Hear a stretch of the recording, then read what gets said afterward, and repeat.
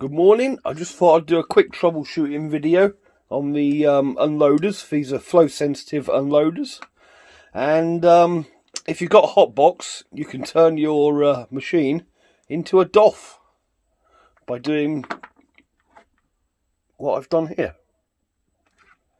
So in here, this comes from your, excuse me, I got a bit of a cold. In here, this comes directly from the pump, which goes in. That goes out to your hose reel.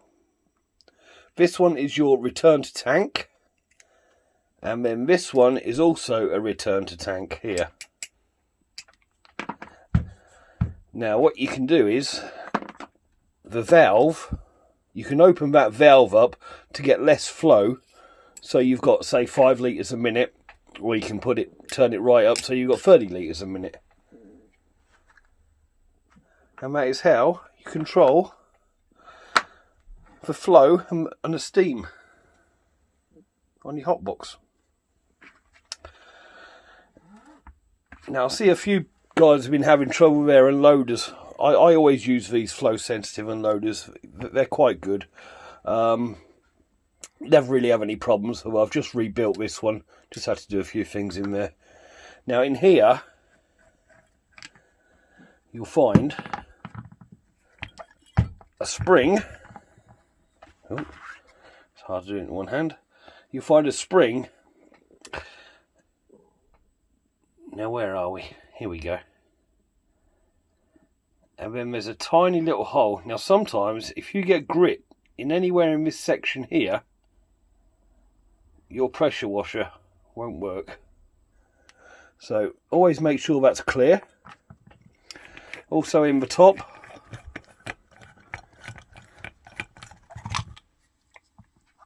you can always check for wear on your seals.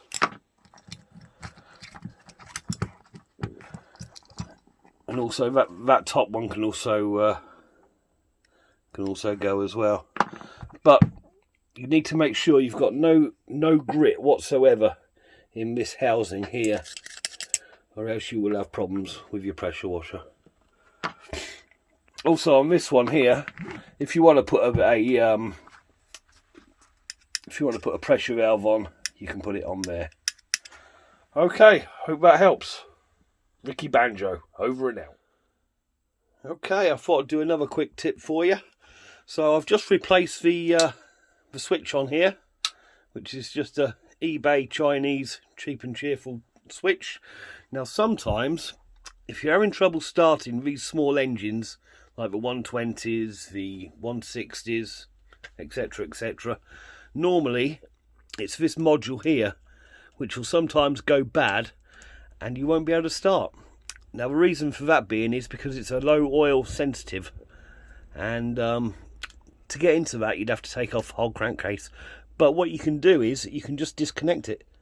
Just disconnect that wire there, which normally goes onto there as well, and you're good to go, as the Americans say.